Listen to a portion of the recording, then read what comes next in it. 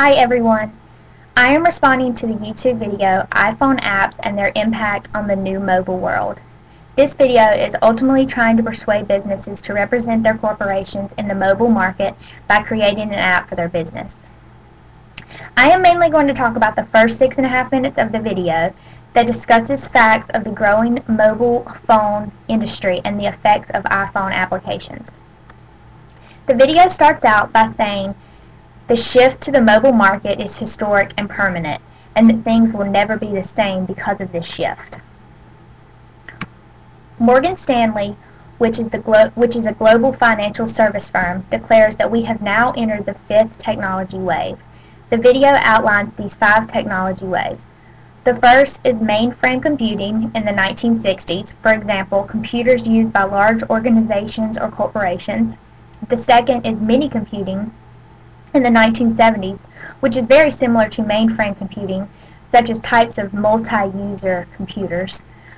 The third wave is personal computing in the 1980s, which is the emergence of single-user computers such as desktops, laptops, or handheld PCs.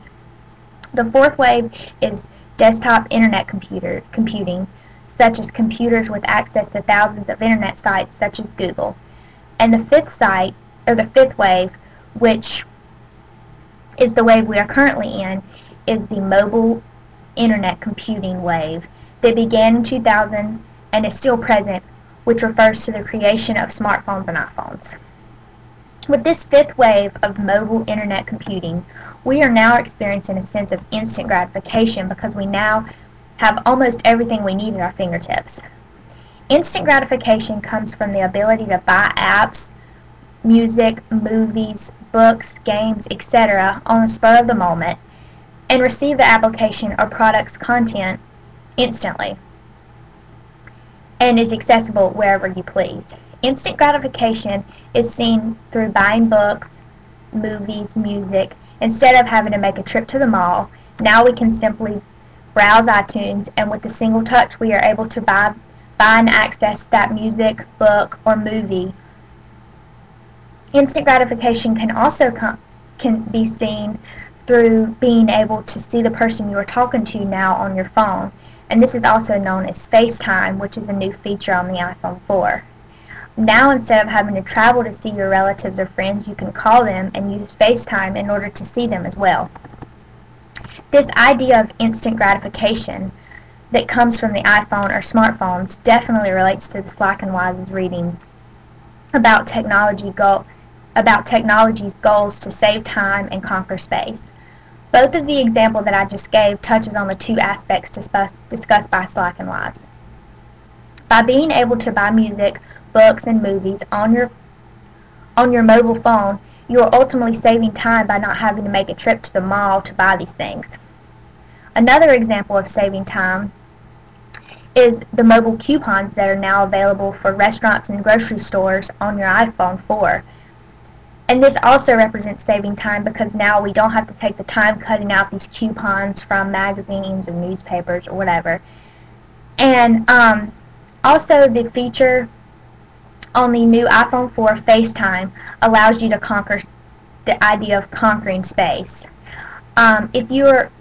Even if your best friend lives in China, you are able to see her and virtually engage with her through this idea of telepresence. Now we have other options besides traveling across the world in order to see and interact with our friends and family. The next thing that the video did was talk about 4 facts that relate to this fifth wave of mobile internet commuting.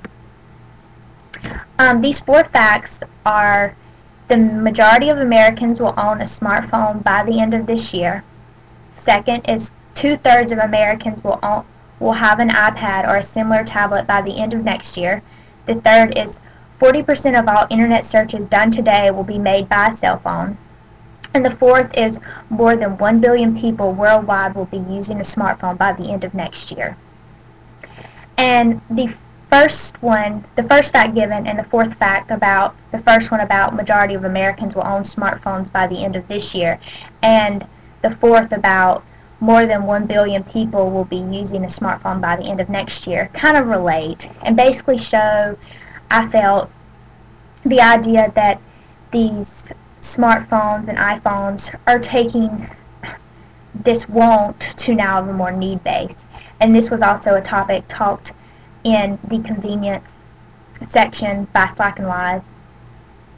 Basically, I feel like when the smartphone and iPhones first came out, they were seen more as of a luxury and sort of something that you didn't need, and it was kind of excess things that you could do, such as, get apps and check your email on your cell phone and things like that.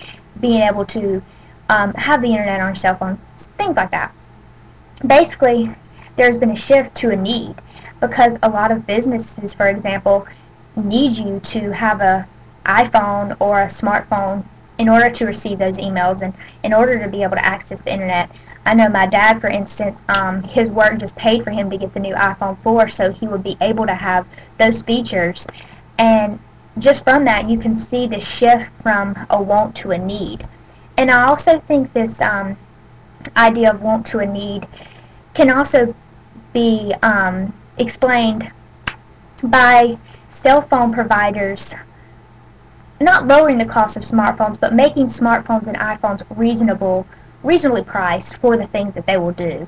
I saw an ad for AT&T the other day that was advertising the iPhone for $49 with the contract, and that's pretty reasonable price, I feel like, for a cell phone. And I just feel like by making these cell phones and iPhones more convenient for people to buy, it helps the idea of changing this device into a want, more of a want to a need. And I also think the need definitely plays into the businesses that kind of almost make mandatory you have a certain device, such as a BlackBerry, a smartphone, an iPhone, that allows you to receive those emails and access the internet in the drop of a hat. The second fact that was given about the 2/3 of Americans will have an iPad or a similar tablet by the end of next year, I thought this was a very interesting fact, and it kind of related to a professor of mine, my English 102 professor. I had English 102 in my spring semester of my freshman year, so last spring. And he basically said one day, when we were talking about like tablets, and the iPad hadn't come out yet during this time, but he predicted by the time we graduate our class, which would be 2013, that the school would eliminate books and go depend on an iPad or a tablet device. And I just remember thinking, that seems crazy. And now, if you think about it, just a spring later, iPad has already come out with the iPad 2, and there's so many tablets now available, and it just shows. I actually live with 3 other roommates, and all 3 of my other roommates have the iPad, and I'm the only one that doesn't. And it just shows how much, just that sort of a time span from a spring semester to the next spring semester, that so many people have these tablets. And I mean, my professor could very well be right, but I also think through his prediction that he made, this definitely shows the idea of iPads and tablets turning from a want to a need. And it's kind of similar with the computer. Like, the computer used to be seen sort of as a luxury and definitely wasn't a need base on a campus, and whereas now on the UNC campus you need a computer, and if you don't have a computer you're not able to access Blackboard and things like that, and that's where a lot of your homework assignments are done, quizzes, tests. And it's just crazy that an iPad, which is seen such as a luxury now, could definitely in the next few years be seen as a need, and you have to have an iPad or a similar tablet in order to access your books. The next thing that the video touched on was specific applications that are on the iPad or the iPhone, and I'm just going to touch on one of the apps. The app I'm going to talk about is a Chipotle app, This Chipotle app is an app where you can find the location nearest to you. You can look at the menu of that specific location, order your food on your phone, and actually pay for it. So then when you go to the restaurant, you're able to skip the line, pick up your food, and it'll even call you 45 minutes later to ensure that you are satisfied with your food. And I feel like this app is, it in particular relates to the quote in the Smart Home reading, "Intelligent agents become more lifelike while humans become more thing-like." And basically, I feel like this app is taking on the role of like a waiter or a waitress by displaying menus, allowing you to order your food and even pay for it. And it even checks in on you just like a waiter and waitress would do. And I think this is only one of the many apps that are available on the iPhone that are becoming more lifelike and making humans more dependent on these apps. And just like the slogan for iPhone, there's an app for that. And if we need a movie time, there's an app for that. And if we need to know the score of the latest game, there's an app for that. And I think this touches on the idea brought up by Slack and Wise, again, of the notion of saving time. Now we don't have to take the extra time to look up those movie times in a paper or online. And we also don't even have to turn on the television to find out the latest score of the game. You can just look it up on your phone. And the last thing I'm going to talk about is not really something that is touched on in the video, but basically just a general observation about the iPhones and smartphones and things like that. I think in general, the process of making new devices relate to the quote by Slack and Wise saying, "Once you have overcome a limit, you automatically establish a new limit." And I think this is shown in the progress of the smartphones. Like, for instance, the iPhone. When it came out, it was just like the greatest thing, but then they found these limits of the iPhone, so they made the iPhone 3G, and then that had limits, so they made the iPhone 3GS, and then that had limits, so they made the iPhone 4, which brought in the idea of telepresence, which conquered space as well. This is also seen like with the Droid, which is a smartphone.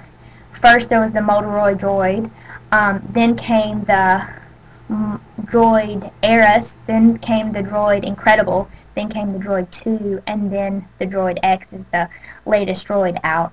And I just think that this shows that even though we feel like we have this latest and newest technology that brings us the coolest and almost mind-blowing things that it will do for you, but yet people, the creators of this device, can always find a new limit, and they keep on defying these limits and limits and limits, and it just is an ongoing process. And I think that's a really neat idea about electronic devices. Okay, bye.